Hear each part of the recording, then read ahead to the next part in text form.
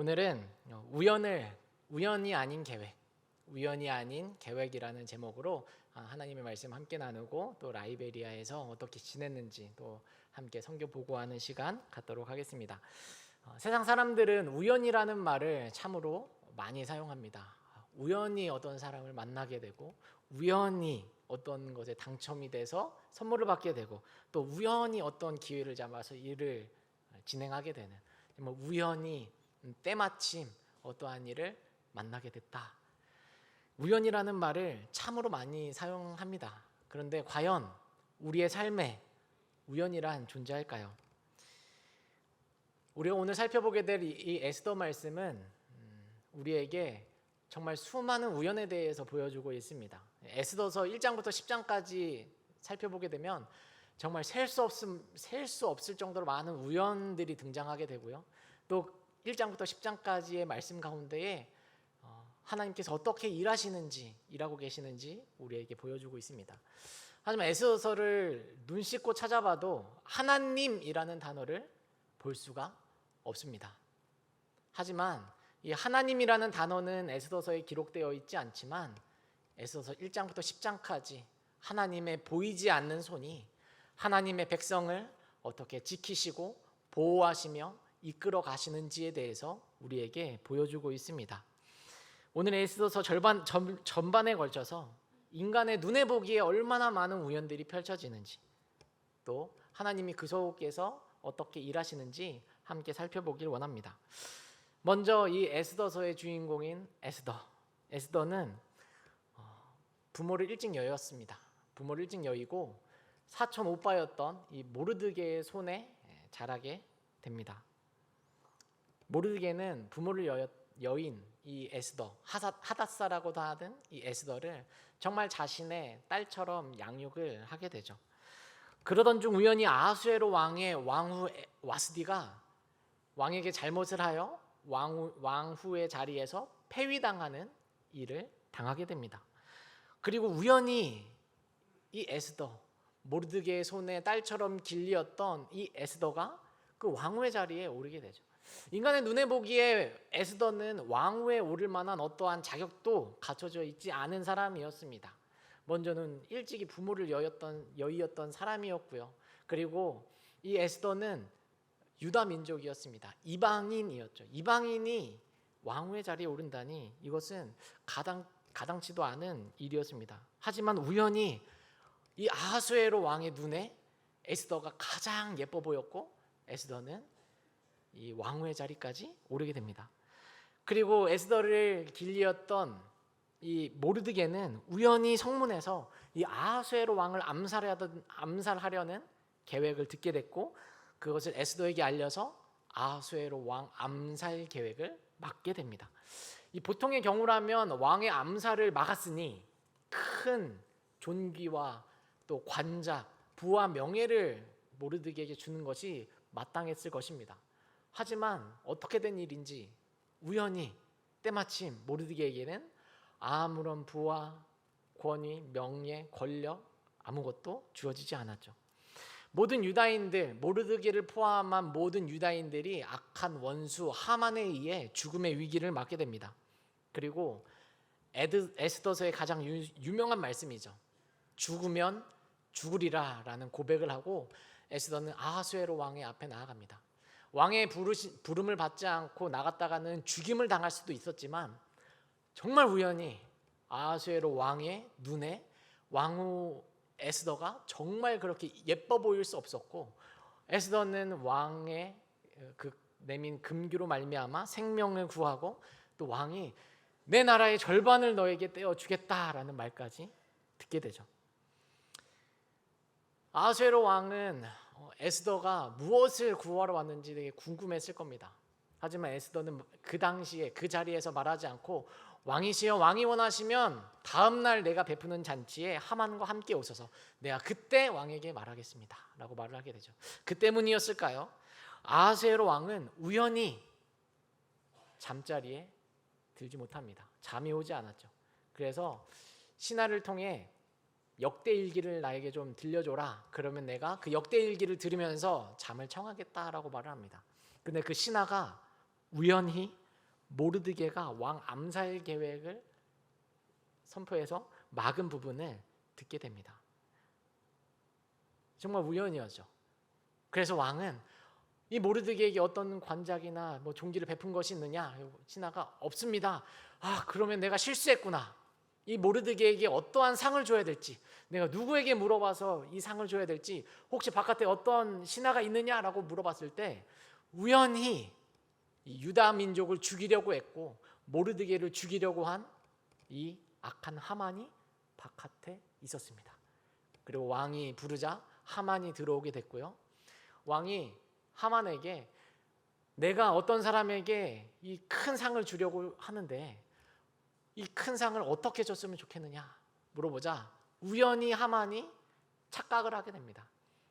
왕이 높이길 원하는 사람은, 왕이 존귀하게 여기고 싶은 사람은 나 하만 아니면 누구겠어 라고 착각을 하게 된 것이죠. 그래서 왕에게 왕이 높이길 원하는 사람은, 왕이 존귀하게 여기길 원하는 사람은 왕의 왕복을 입히시고 왕관을 씌우시고 왕이 타는 말을 탁 태우시며 가장 또 존귀한 사람을 앞세워서 왕이 존귀하게 여기는 사람은 이렇게까지 하신다라고 온 성내에 선포하게 하소서라고 말을 하게 됩니다. 그리고 이 모르드게를 죽이려고 했던 하만이 모르드게를 높이게 되는, 우연히 모르드게를 높이게 되는, 존귀하게 되는 이 일이 일어나게 됩니다. 이 모든 우연이 합쳐져서 에스더서의 결말은 악한 하만과 유다인들의 대적들이 죽임을 당하게 되고 하나님의 백성은 구원을 받게 되는 것으로 결말지어집니다. 이 모든 일들은 우연히 정말 때마침 어떻게 이런 일이 일어났지? 라고 우리가 생각하게 하지만 모든 일들은 이 유다 백성을 지키시고 보호하시는 하나님의 계획 가운데 일어난 일이라는 사실을 믿으시길 바랍니다. 하나님께서는 이렇듯 유다 백성을 지키시듯이 보호하시듯이 예수 그리스도를 믿음으로 하나님의 자녀된 우리 또한 지키시고 보호하신다는 사실을 믿으시길 바랍니다. 우리에게 일어나는 모든 일들은 하나님의 선하신 계획 가운데 있습니다. 왕의 암살을 막았던 모르드게입니다. 그에게 왜 상이 주어지지 않았습니까? 모르드게 자신이 하나님 왜 나에게 어떠한 상도 주어지지 않나요? 한 나라의 왕의 목숨을 살렸는데. 그래서 모르드게가 직접 내가 상을 받겠습니다. 왕 앞에 나아가서 왕이시여 내가 왕의 암살 계획을 막았는데 어떻게 나에게 어떠한 존귀와 관작도 베푸시지 않나요? 말을 했다면, 자기의 의분을 드러냈다면 왕이 잠이 오지 않아 역대일기를 읽었을 때 때마침 모르드게의 왕 암살 계획을 막았던 부분을 들었을 때 악한 하만을 통해서 모르드게가 존귀하게 여김을 받는 일이 일어나게 되었을까요? 또 에스더가 자신의 목숨을 귀히 여겨 아니 어떻게 왕이 나를 부르지 않았는데 내가 왕 앞에 나아갈 수 있겠습니까? 죽으면 죽으리다 라는 이 신앙을 가지지 않았다면 유다인들이 구원을 받게 되는 이 놀라운 일이 일어나게 되었을까요? 모르드게의 고백처럼 아마 다른 데로 말미암아 하나님의 백성된 유다 백성은 구원을 받았을 것입니다. 하지만 모르드게와 에스더는 그 일을 눈으로 보지 못했을 것입니다. 우리에게 좋은 일이 있을 때, 우리에게 기쁜 일이 있을 때, 행복한 일이 있을 때는 하나님 감사합니다. 하나님께 영광을 올려드릴 수 있습니다. 하지만 세상을 살면서 어떻게 기쁜 일과 좋은 일만 있을 수 있겠습니까? 세상을 살며 억울한 일을 당했을 때, 모르드게처럼 당연히 받아야 할 것들을 받지 못했을 때, 에스더처럼 정말 내 생명의 위협을 느낄 만한 일을 하나님을 위하여 해야 할 때, 예수 그리스도를 믿는 믿음으로 이 세상 살아갈 때 얼마나 억울한 일, 슬프고 힘든 일이 많이 있습니까? 하지만 그러한 어려운 일, 슬픈 일, 고난과 같은 우리의 삶 가운데에도 하나님이 실수하지 않은 것이라면 그 모든 일들이 하나님의 계획 가운데 있다라는 것을 우리가 믿는다면 그 믿음으로 우리는 이 세상을 살아갈 수 있습니다. 하나님께서 저를 선교사로 보내시며 또 이 한광교회를 만나게 하신 것, 이것도 정말 저에게는 가장 큰 우연 중에 하나입니다.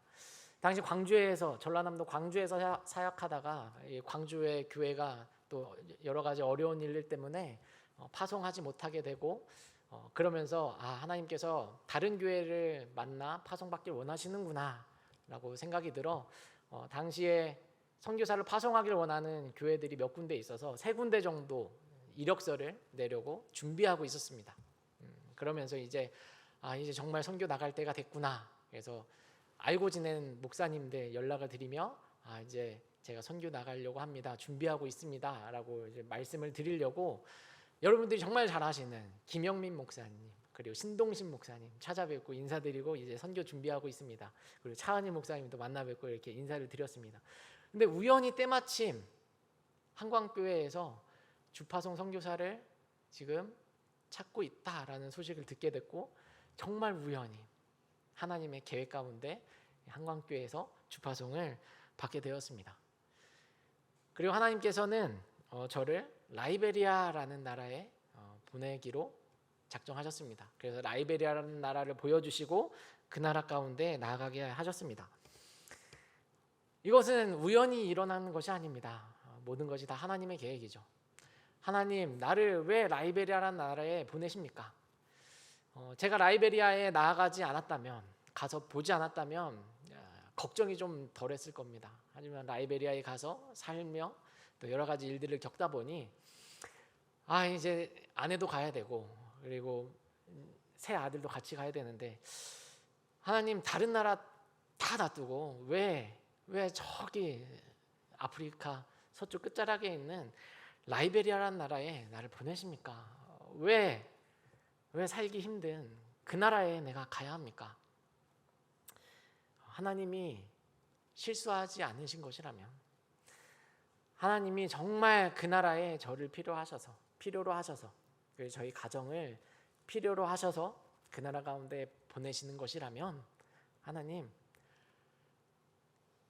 신실하신 하나님을 믿기 때문에 제가 그 나라 가운데 가겠습니다 고백하며 나아가는 것입니다. 제가 정말 좋아하는 찬양 중에 요게벳의 노래라는 찬양이 있습니다. 그 어린 모세를 나일강에 띄어 보내야만 했던 그 어미의 마음을 잘 표현하고 있는데, 이 요게벳의 노래를 좋아하는데 이제는 부르지를 못할 것 같습니다. 하지만 고백할 수 있는 것은 정말 전능하신 하나님, 내가 해주는 것보다, 또 내가 해줄 수 있는 것보다 더 많은 것을 해주실 수 있고, 또 우리 아이들을 더 건강하고 또 잘 키우실 수 있는 그 전능하신 하나님의 손에 맡기며 나아가는 것입니다. 왜냐하면 하나님은 결코 실수하지 않는 하나님이시기 때문입니다. 우리의 인생 가운데 성공할 때도 있고 실패할 때도 있을 것입니다. 그리고 우리가 부해질 때도 있고 또 가난해질 때도 있습니다. 그리고 우리가 건강하거나 또 그렇지 않거나, 그 모든 상황 가운데에서 나를 통하여 주님의 영광을 선포하실 그 하나님의 계획을 우리가 믿는다면, 모든 것이 우연이 아니라 모든 일들이 하나님의 계획 가운데 있다는 것을 우리가 믿고 있다면, 어떤 상황에서든 하나님께 찬양과 영광을 올려드리는 저와 모든 성도님들 되시길 축복합니다. 그러하기에 우리의 삶에서 일어나는, 우리의 눈에 보기에 우연 같아 보이는 모든 일들, 그 우연 속에서 가장 좋은 것을 우리에게 허락하시는 신실하신 하나님을 믿으며 따르며 나아가는 저와 우리 모든 성도님들 되시길 축복합니다. 아멘. 네, 짧게 말씀을 마치고 라이베리아 선교 보고를 드리도록 하겠습니다. 저희 막내가 이제 돌이 되어서 같이 함께 이렇게 가족 사진을 찍었습니다. 첫째 성훈이, 둘째 하훈이, 막내 예훈이 이렇게 함께 가족 사진을 찍었고요. 첫 번째로 말씀드리고 싶은 것은 행복한 선교사입니다. 라이베리아에 가서 처음으로 첫 생일을 맞이했는데 우리 센터에 있는 현지인 친구들과 함께 생일 축하를 할 수 있었습니다. 그래서 저와 또 아이들에게 생일날 너희들 뭐하냐 그랬더니 막 서로 그 얘기하더니 소프트 드링크 마시면서 생일 축하합니다 말해주더라고요. 돈이 없어서 저 코카콜라 한 병 못 사 먹는데 그래서 아이들에게 같이 축하하자. 그래서 제가 거하게 코카콜라 한 병씩 쏘면서 생일 축하를 했습니다. 그리고 여러 성도님들의 축하를 받으며 파송을 받을 수 있었습니다. 우리 한광교회 우리 담임 목사님 또 많은 장로님들 함께 또 우리 성도님들 기도해 주시며 파송을 받을 수 있었고요. 또 광주에서도 제가 사역했던 교회에서도 담임 목사님이 저녁 예배 때 갑자기 앞으로 부르셔서 우리가 파송했어야 되는데 여러 가지 일 때문에 파송하지 못했고 더 좋은 교회를 만나서 파송받게 되었는데 우리가 또 파송하는 그런 마음으로 함께 기도합시다 이렇게 해서 또 많은 장로님들 또 담임 목사님 함께 기도해 주시는 또 시간이 있었습니다. 그리고 선임 선교사님께서 또 섬기고 계신 코아 미션에서도 함께 많은 분들이 모여서 라이베리아 또 파송받는 저를 위해 함께 기도해 주시는 시간이 있었습니다. 라이베리아 정말 어려운 나라이지만 또 멋진 곳입니다. 대서양 앞바다가 이렇게 펼쳐져 있고요. 또 대서양 바다를 보는 중에 무지개가 떠 있어서 아름다운 장면을 사진에 남길 수 있었습니다. 그리고 요즘 아이들 다 스마트폰 하고 막 이렇게 놀잖아요. 그런데 그 나라에서 굴렁쇠 소년들을 만날 수 있었습니다. 그 나라 아이들이 이렇게 뛰놀더라고요.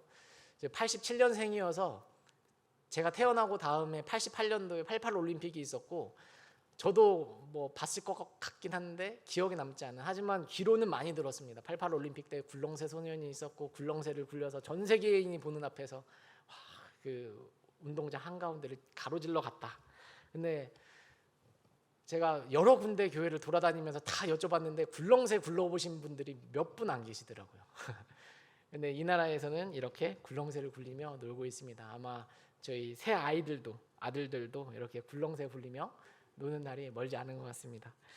라이베리아 선교 생활입니다. 제가 라이베리아에 있으면서 물 없으면 정말 할 수 없겠더라고요. 전기나 뭐 다른 걸로 대체하면 되고 전기 없으면 안 쓰면 되고 그런데 물은 없으면 안 되겠더라고요.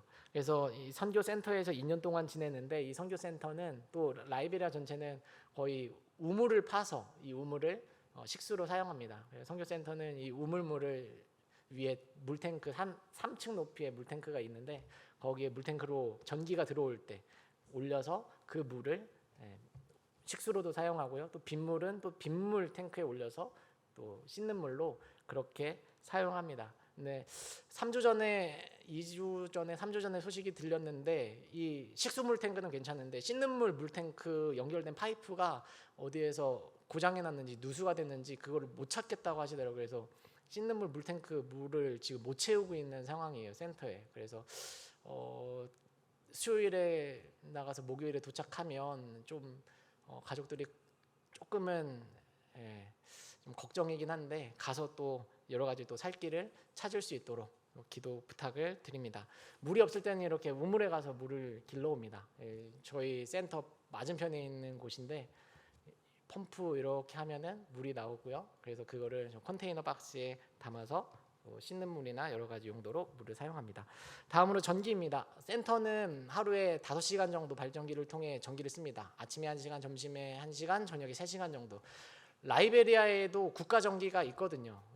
라이베리아에도 국가 전기가 있는데 우리나라처럼 이렇게 뭐 버튼을 누르면 전기가 나오는 것이 아니고 국가에서 전기를 보내줄 때만 전기를 쓸 수 있습니다. LEC라고 하는데 밖에서 살고 계신 선교사님들이 이 국가 전기를 쓰시는 분들이 계세요. 그래서 여쭤봤더니 이게 대중이 없습니다. 언제 전기를 공급해 주는지도 잘 모르고 갑자기 새벽 2시부터 4시까지 새벽 2시부터 3시까지 1시간 새벽에 전기가 들어왔다가 하루 정도 또 전기가 끊기고, 그리고 뭐 운 좋을 때는 24시간 전기가 하루 종일 들어왔다가 한 2, 3일 정도 또 전기가 안 들어오고, 그래서 여쭤봤더니 최장 25일 정도 전기가 안 들어온 적도 있다라고 하시더라고요. 그래서 밖에 좀 돈 있는 뭐 아주 좋은 호텔들이라든지 뭐 식당가들 이런 데들은 다 국가 전기를 거의 안 쓰고요, 다 발전기를 통해서 전기를 얻습니다. 그래서 센터도 발전기를 통해 전기를 공급하는데, 이 기름값이 여기도 산유국이 아니기 때문에 기름값이 똑같이 비싸요. 그래서 센터에서도 하루에 5시간 정도만 발전기를 돌려서 전기를 얻고 있습니다. 발전기를 다음 사진 보시면은 정말 좋은 걸 샀습니다. 15kV라고 하는데, 15kV면 센터 전기를 다 돌리고 에어컨도 한 2대, 3대 정도까지는 돌릴 수 있는, 그래도 좀 중형 발전기 정도 되는데, 네, 센터가 좀 오래되다 보니까 33년 된 거거든요, 센터가. 그러다 보니까 이 전기가 잘 안 맞아요. 저거는 또 신형이고 발전기가. 그래서 쓰지 못하고 다시 반품을 했습니다. 그래서 선교지에 다시 나가면 저거까지는 좀 제가 다 세팅을 해놓고 오려고 했는데 시간이 안 돼서 나가서 또 한 번 더 구해봐야 됩니다. 그래서 이를 위해서도 기도 부탁을 드립니다. 그리고 라이베리아 선교생활 식품입니다. 외국 잡은 마트들이 있어요. 그래서 프랑스에서 넘어온 프로메스라고 하는 그 멸균 우유 같은 것들도 마트에서 구할 수 있고, 뭐 각종 시리얼들이라든지 구할 수 있는데 한국 물가의 1.5배에서 한 2배 정도 됩니다. 좀 비싸요. 다 수입품이기 때문에. 그리고 그 나라 사람들이 먹지 못하고 다 외국인들만 먹는 거기 때문에 물가가 좀 높게 외국 마트들은 잡혀져 있습니다. 그래서 좀 식품 같은 것들도 그 나라에서 먹는 것들을 좀 위주로 해야 될 것 같습니다. 그래서 쌀이나 카사바는 약간 고구마와 비슷한 작물, 그리고 오이라든지 제철 과일 위주로 좀 식사를 해야 될 것 같습니다. 다음 사진 보시면은 저희 선교센터에 망고 나무가 2그루가 있는데 정말 맛있습니다. 망고 좋아하시는 분들은 4, 5, 6월 이렇게 딱 맞춰 오시면은 정말 맛 좋은 망고를 맛보실 수 있는데, 저게 생긴 거는 초록색이어도 속안은 노랗고요. 정말 새콤달콤한 맛있는 망고입니다. 네, 다음입니다. 주거 생활인데, 제가 2년 동안은 선교센터에서 생활을 하게 됩니다. 선교센터에서 생활할 때는 월세를 한 $300 정도 지불을 하게 돼요. 우리나라 돈으로 한 40만 원 정도 월세 지불하고요. 또 밖에서 사시는 분들도 얘기를 들어봤는데, 밖에서 살 때 월세도 한 $500, 한 70만 원 정도 된다고 합니다. 그러니까 월세는 거의 뭐 센터에서 사나 밖에서 사나 비슷한 것 같아요. 그래서 거의 이 정도 수준이다라고 보시면 될 것 같고요. 이제 나가면 우기철입니다. 8, 9, 10월까지 우기철인데, 이 우기철은 앞에 대서양 바다도 있다 보니까 제가 부산에 내려갔을 때 교회 갔을 때는 부산에 있는 교회 성도님들은 이해를 하시더라고요. 부산 앞바다가 있기 때문에 얼마나 대서양 앞바다를 끼고 사는 게 이 짠내 나고 이 꿉꿉한지 알고 계시더라고요. 좀 많이 꿉꿉하고 곰팡이가 잘 씁니다. 그래서 이거를 잘 대비해서 갈 수 있도록. 그리고 비포장도로 및 이 도로 시설이 잘 개발이 안 돼 있어요. 그래서 시내권은 괜찮은데 좀 외곽 지역만 조금만 나가더라도 비포장도로가 워낙 많고 도로가 잘 개발되어 있지 않아서 거의 사륜구동 차량을 필요로 합니다.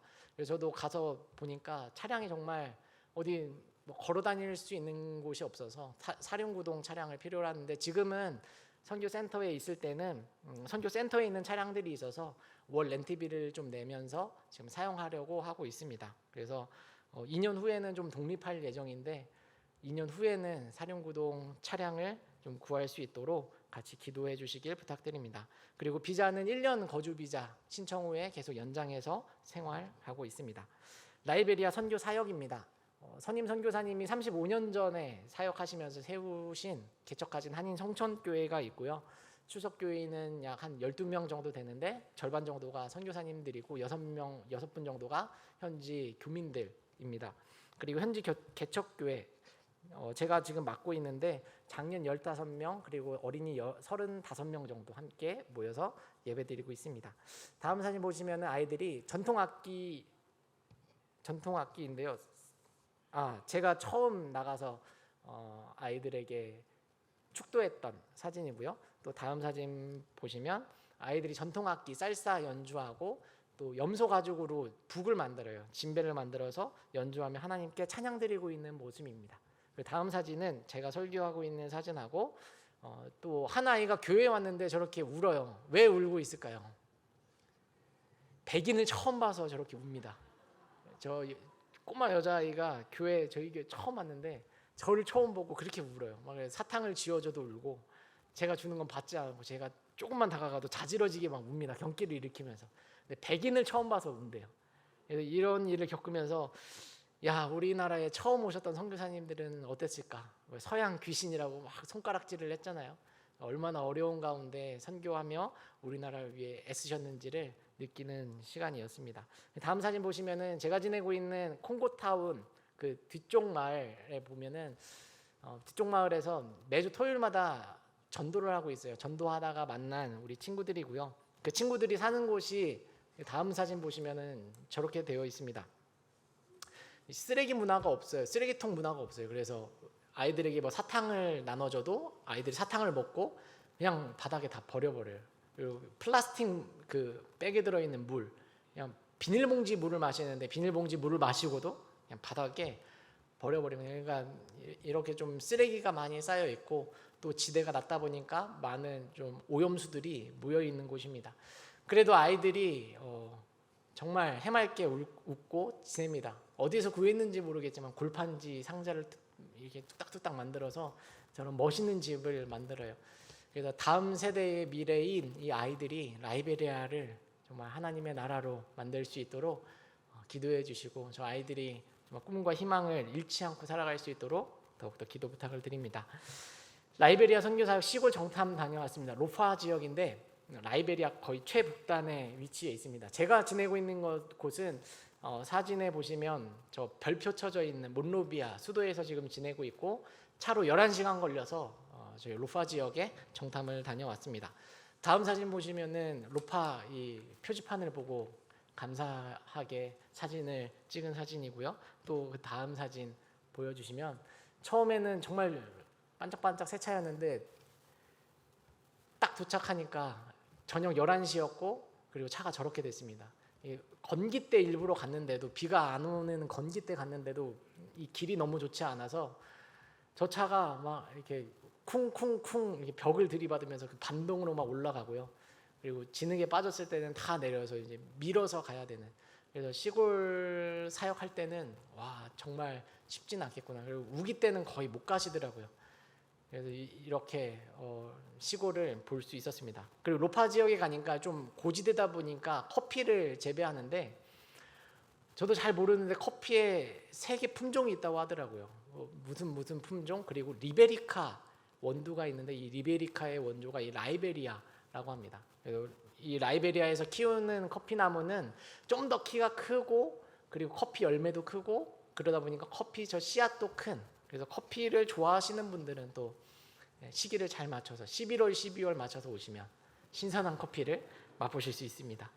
다음 사진 보여주시면 이 로파 지역의 학교를 방문했는데, 시골 지역이다 보니까 어디를 가나 아이들이 막 다 손을 막 내밀고요. 그러다 보니까 와, 이 아이들이 제가 연예인이 된 것 같은 느낌을 받았습니다. 어딜 가나 막 프리스라고 소리를 치는데, 이 로파 지역의 주종족은 키시 부족이에요. 키시 부족의 프리스라는 말은 화이트맨, 백인 지나간다, 와, 백인 지나간다 이렇게 손 흔들었던 거예요. 그러니까 혹시 좀 한국에 살면서 피부색에 자신이 없어서 자존감이 낮아 계신 분들은 라이베리아에 오시면은 어떤 피부색을 갖고 있든, 저 때 정말 브라운 컬러였거든요. 네. 저한테도 막 화이트맨 그러는데 자존감을 확 높여주시고 BTS 부럽지 않은 그런 인기를 얻을 수 있습니다. 다음 사진은 저와 이 로파 지역을 함께 했던 저에게 라이베리아의 사회를 가르쳐 주었던 사회 선생님인데, 이 한국에 다시 돌아오기 한 달 전에 이 뇌졸중으로 쓰러지고 말았어요. 중풍으로. 그래서 왼쪽이 다 마비가 돼버리고 말았습니다. 그래서 한국에 나오기 전에 제가 찾아뵙고 좀 기도해드리고 좀 용기를 좀 주고 왔는데, 이 나라에는 이런 뇌졸중으로 쓰러지는 분들이 너무나도 많습니다. 나이가 50밖에 안 됐는데 나이 50 정도의 뇌졸중이나 중풍으로 쓰러지시는 분들이 너무 많아요. 왜냐면 이 음식 문화 자체가 그냥 하루에 한 끼 먹는데 쌀밥에다가 우리나라 카레 비벼 먹듯이 팜유, 그러니까 기름을 그냥 부어 먹어요. 그러니까 좀 있는 사람들은 생선 한 토막, 그리고 좀 없는 친구들은 이 닭발 넣어서 그냥 그렇게 기름을 소스 삼아 볶아 먹어요. 그러니까 얼마나 이게 기름이 몸에 안 좋아요. 팜유가. 그러니까 이 나이가 젊은데도 이렇게 뇌졸중이나 중풍으로 쓰러지는 사람이 너무 많은데, 이 나라의 이 식습관 개선을 위해서 또 어쩔 수 없는 기아 때문에 이 사람들이 이렇게 먹을 수밖에 없는데, 이런 문제가 하루속히 해결되도록 기도 부탁을 드립니다. 마지막으로 저희 가정의 기도 제목을 나누고 마치려고 합니다. 저와 이제 6살, 4살, 2살 된 성온, 하온이, 예온이 하나님의 신실한 선교사로 또 준비되도록, 그리고 말라리아와 장티푸스가 그 나라에 너무나도 많아요. 그래서 그런 질병에서 지켜주시도록. 제가 라이베리아에 가서 마스크를 쓰지 않았습니다. 물론 뭐 관공서라든지 좀 보여주기 식으로 쓸 때는 썼는데, 그 나라 사람들도 전혀 안 쓰고, 뭐 저도 안 썼는데, 그 나라에 코로나가 없냐? 그건 아닌데, 이 나라 사람들이 코로나라고 해도 잘 믿지 않아요. 왜냐하면 말라리아로 장티푸스로 죽어가는 사람들이 많은데 코로나는? 이라고 물어보면은 할 말이 없잖아요. 그래서 그 사람들은 예방 접종조차 맞지를 않습니다. 그만큼 말라리아랑 장티푸스가 좀 그 나라에서는 심한 질병인데, 그런 질병 가운데에서 새 자녀, 그리고 저와 제 아내 지켜주시도록, 그리고 200명의 기도 동역자를 세우도록, 또 출국 및 모든 여정에 순탄한 길을 주시도록. 제가 작년에 라이베리아 갈 때는 72시간이 걸렸습니다. 원래 24시간이 걸려야 되는데 비행기가 연착되고 막 늦어지면서 72시간 만에 갔습니다. 그리고 다행히 이번에 한국 나올 때는 24시간 딱 맞춰서 도착했는데 짐 가방이 안 왔어요. 그래서 짐 가방을 3일 뒤에, 다행히 여기는 한국이기 때문에 막 한국 항공사 인천공항 연락해가지고 나 짐 가방 꼭 찾아야 된다 막 연락하니까 한국에서는 막 해주잖아요. 그래서 다행히 잘 찾았는데 이번에 짐 가방이 정말 많습니다. 벌써 어제까지 해서 짐 가방 23kg짜리로 10개를 쌌고요. 아직 한 3개 정도는 더 싸야 될 것 같아요. 기본으로 주어지는 거 짐 9개에 추가로 한 4개 정도를 더 붙여야 되는데, 이 모든 짐들이 라이베리아 가운데 잘 도착하도록, 또 연착하지 않고 24시간 정말 정해진 스케줄대로 비행기가 갈 수 있도록 기도 부탁을 드립니다. 그래서 2022년 라이베리아 땅에 온 가족 모두가 잘 정착할 수 있도록 함께 기도 부탁을 드리며 마치겠습니다.